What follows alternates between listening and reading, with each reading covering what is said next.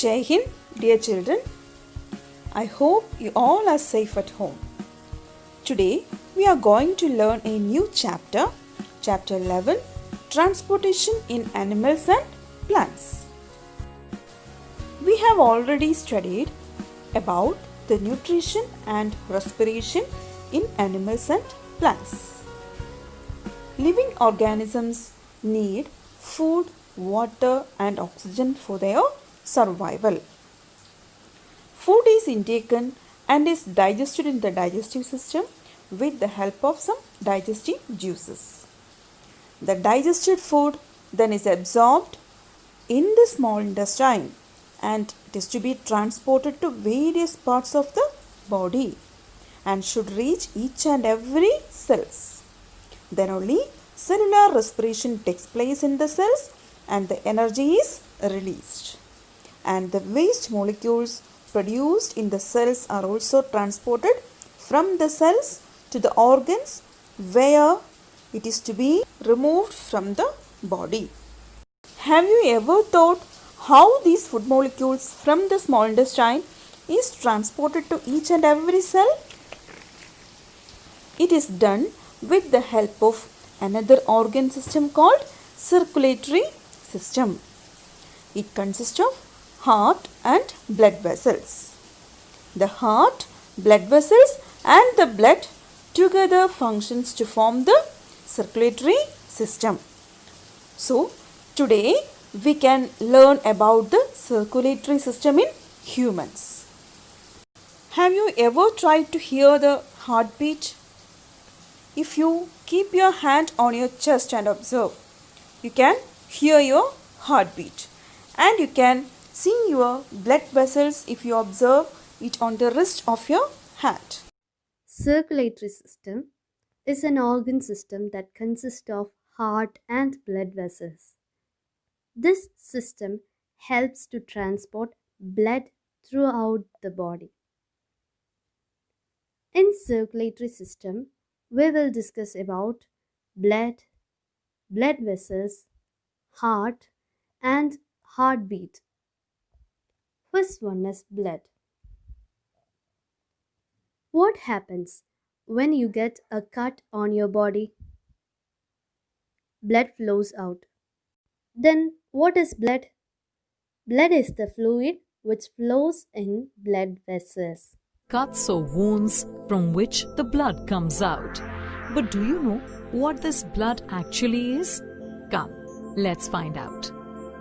Well, blood is a red fluid that runs through our entire body. It does so by a special network of tubes called blood vessels. There are different components that make up the blood. These are plasma, red blood cells, white blood cells and platelets. Let us learn about these components one by one. Let us first learn about plasma. The fluid part of the blood is called the plasma. The plasma is pale yellow in appearance. The function of the plasma is to carry the nutrients, different blood cells, and the different hormones throughout the body. The next component of the blood is the red blood cells. The RBCs are responsible for giving red color to the blood. They do so because of the presence of a red pigment in them. This red pigment is the hemoglobin. This hemoglobin in the blood binds with oxygen and takes it to the different body parts.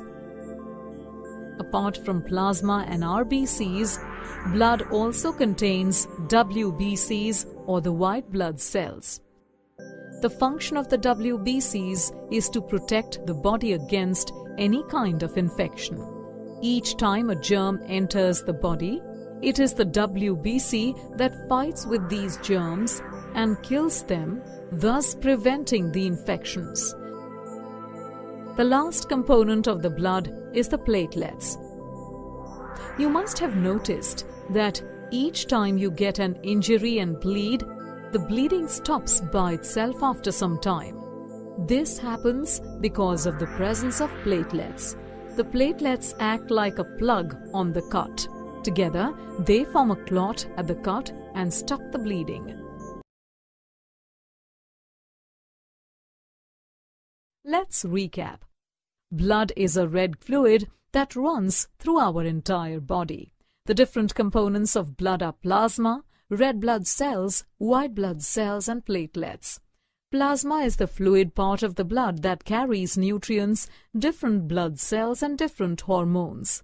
Red blood cell has a special pigment called hemoglobin, which carries oxygen throughout the body. White blood cells help the body fight the infections. Platelets are responsible for clots and hence healing wounds. Second topic is blood vessels. There are different types of blood vessels in the body. During inhalation process, air which is rich in oxygen fills the lungs. Then from lungs, oxygen need to be transported to the heart, and from heart, oxygen supplied to different parts of the body through blood for respiration process. Also, the blood picks up waste materials including carbon dioxide from the cells of different body parts. This blood has to go back to the heart and then it moves to the lungs for removal of carbon dioxide from the body by exhalation process. So, for these processes, there exist two types of blood vessels. We travel from one place to another. Often, we take a bus or a car to do so. These buses and cars take us from one place to another by road. A similar type of transportation takes place inside our body too. Many different substances need to travel from one part of our body to another. A special vehicle inside the body helps these substances to move from one body part to another. This vehicle is the blood. You can see that blood is moving through the tunnel-like structures which act as a road for the vehicles, that is, the blood. Such tunnel-like structures are present throughout the body and help the blood to move. These tunnel-like structures are called blood vessels. Let us learn about these blood vessels. Blood vessels are thin and hollow tubes. These tubes connect the main pumping organ of the body, that is, the heart, to the rest of the body. The function of these tubes is to provide a pathway for the blood to move around the body. On the basis of the direction in which these vessels take the blood vessels can be categorized into three different types. These are arteries, veins, and capillaries. Let us learn about them one by one. The first type of blood vessel is the artery. The arteries are the blood vessels that carry the oxygen-rich blood from the heart to the different body parts. The arteries receive the blood directly from the main pumping organ, the heart. As a result, the blood flowing in the artery flows at a fast pace. In order to withstand the high speed of the blood, the walls of the arteries are thick and elastic. Arteries are blood vessels which carries blood from the heart to all parts of the body. Arteries carries blood from heart to different parts of the body. Okay. Blood flows very fast and with high pressure through the arteries. So, to avoid rupture or breakage of arteries have thick and elastic walls. The next type of blood vessel is the vein. The veins are the type of blood vessels that carry the carbon dioxide-rich blood from the different body parts back to the heart. Veins have valves present in them. These valves regulate the blood to flow only in one direction, that is, towards the heart. The walls of the veins are thinner as compared to the arteries. Veins are blood vessels which carry blood from all parts of the body back to the heart. The veins have thin walls. Veins possess valves, that is, flap-like structure, which allow blood to flow only towards the heart. That is, valves allows the blood to flow only in one direction. The last type of blood vessels is the capillaries. These are extremely thin tubes present in the body. These tubes form a network of vessels and connect the arteries to the veins. The function of the capillaries is to carry the blood from the arteries to the veins. Like veins, they too have thin walls. Let's recap. Blood vessels are thin and hollow tubes that run throughout the body. The blood vessels are of three types: arteries, veins, and capillaries. Arteries are the thick-walled blood vessels that carry the oxygen-rich blood from the heart to the different body parts. Veins are the thin-walled blood vessels that carry the carbon dioxide-rich blood from the different body parts to the heart. Capillaries are thin tubes that connect arteries to the veins and carry blood from the arteries to the veins. Next topic is heart. The heart is a vital organ of the body. It works as a pump and pushes the blood into a network of tubes. It is situated in the thoracic cavity between the lungs and above the diaphragm. It is oriented slightly towards the left. The heart is protected by the rib cage on all sides and by the vertebral column on the back side. The size of human heart is similar to the size of a closed fist. Heart is an organ which beats continuously, and it acts as a pump for the transport of blood. Heart works continuously without taking any rest. Our heart is slightly tilted towards the left. This one is the left side and this one is the right side. Human heart possesses 4 chambers: 1, 2, 3 and 4. 2 upper chambers and 2 lower chambers. 2 upper chambers are called atria. Singular form is atrium. Then 2 lower chambers are called ventricles. The heart is a two-story building. The upper 2 stories are called atrium. Look, left atrium and right atrium. There are 2 floors in the lower floor also. These are known as ventricle. Look, left ventricle and right ventricle. This side is actually left side of the heart. Left side of the heart possesses oxygen-rich blood, and right side of the heart possesses carbon dioxide-rich blood. The partition walls that present between the chambers helps to avoid mixing of oxygen-rich blood from carbon dioxide-rich blood. Okay. If we observe the cross-section of the human heart, internally it shows 4 chambers.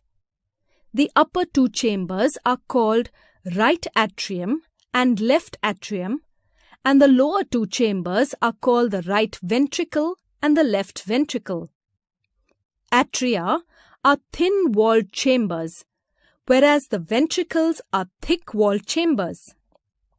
The atria are separated by a thin muscular partition. The ventricles are separated by a thick muscular partition. The partition in the walls of heart avoid mixing of oxygen-rich blood with carbon dioxide-rich blood. Oxygen-rich blood present within the left side of the heart and carbon dioxide rich blood present in the right side. From left side of the heart, oxygen rich blood moves to different parts of the body for respiration process. Then when artery enters into a cell or a tissue, it splits into capillaries. Then from the capillaries, oxygen contained within the blood moves to the cells. After respiration, carbon dioxide is formed, right? Carbon dioxide then enters into the capillaries. After that, carbon dioxide rich blood moves into the heart from the cells through a vein called vena cava. Understood? Oxygenated blood from the arteries to the tissues. The oxygen in the RBCs and the waste from the tissues are exchanged through the capillary walls. The capillaries carrying the deoxygenated blood join to form venules, which in turn join to form veins. The veins then carry the deoxygenated blood back to the heart.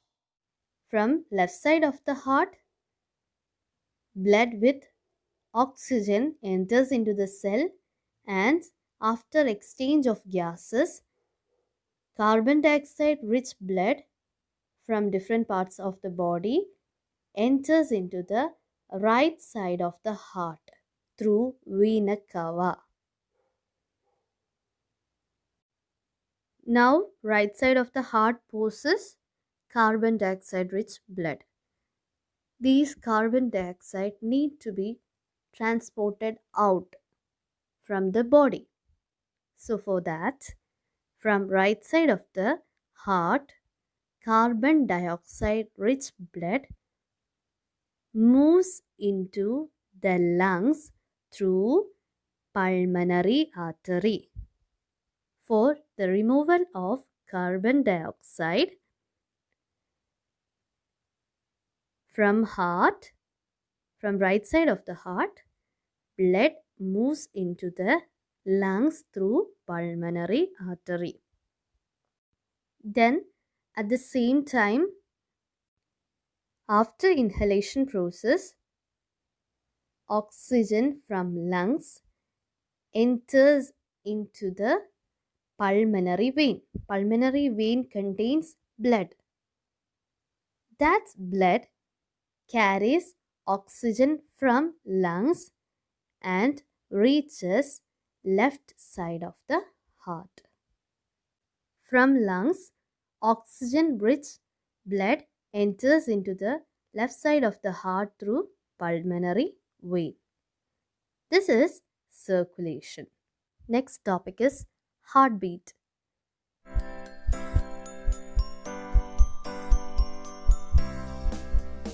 The walls of the chambers of the heart are made of muscles. These muscles contract and relax rhythmically. Due to this contraction and relaxation of muscles of heart, we feel the beat of heart. One heartbeat is equal to one contraction and one relaxation of heart. One contraction of both upper chambers and both lower chambers, and also one relaxation of both upper chambers and both lower chambers together constitute one heartbeat. We can feel our heartbeat by placing a hand on the left side of the chest. If you place the middle and index finger of your right hand on the inner side of your left wrist. You can feel some throwing movements. These throwing movements are called pulse, and it occurs due to the flow of blood through the arteries. The number of beats per minute is called the pulse rate. A resting person usually has a pulse rate between 72 and 80 beats per minute.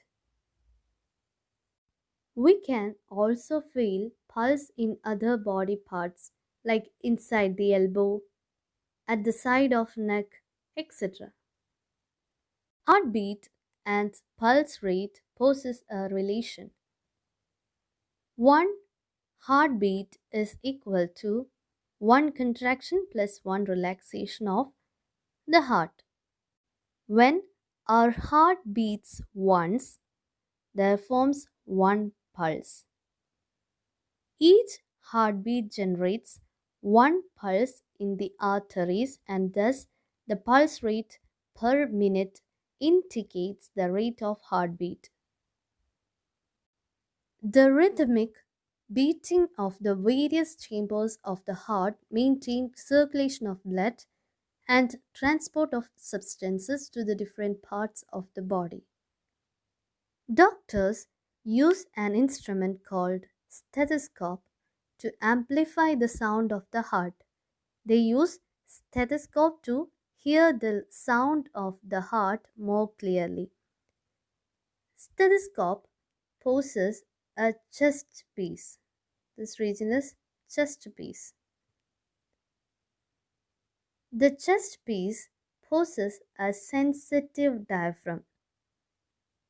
This region is placed to our chest region.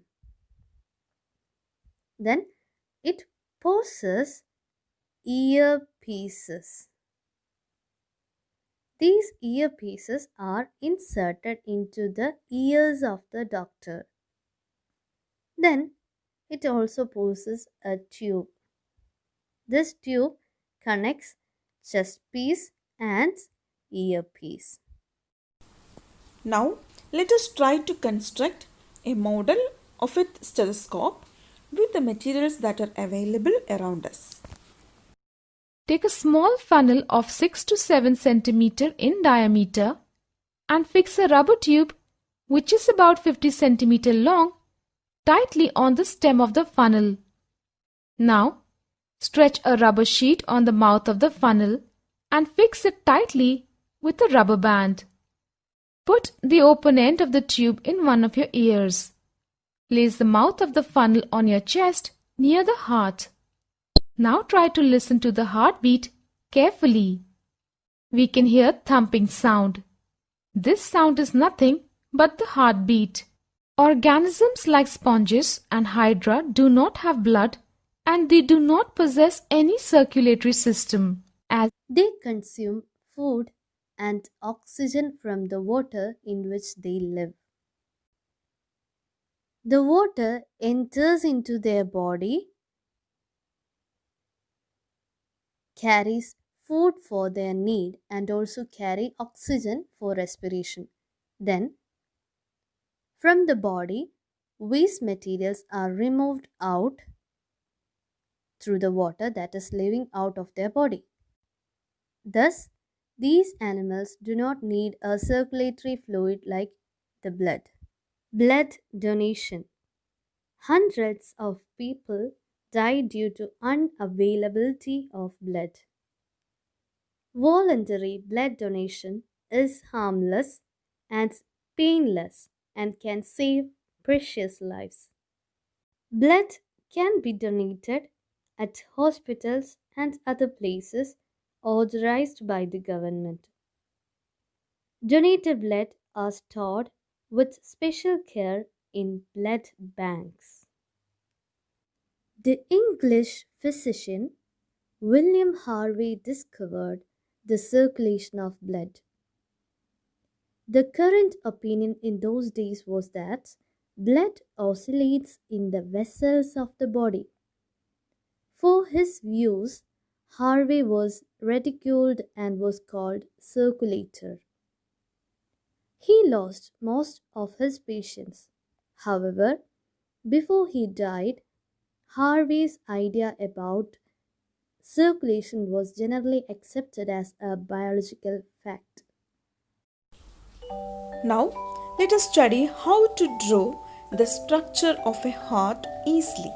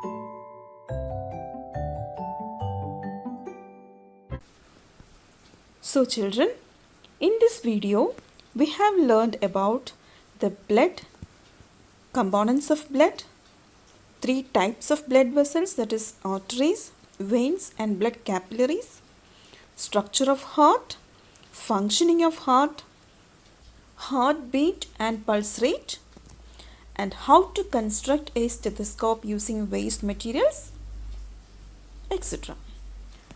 All of you try to make a stethoscope by your own using some waste materials. Okay. I hope you all understood the contents that we have discussed today. So now read the textbook thoroughly and prepare the notes. Thank you.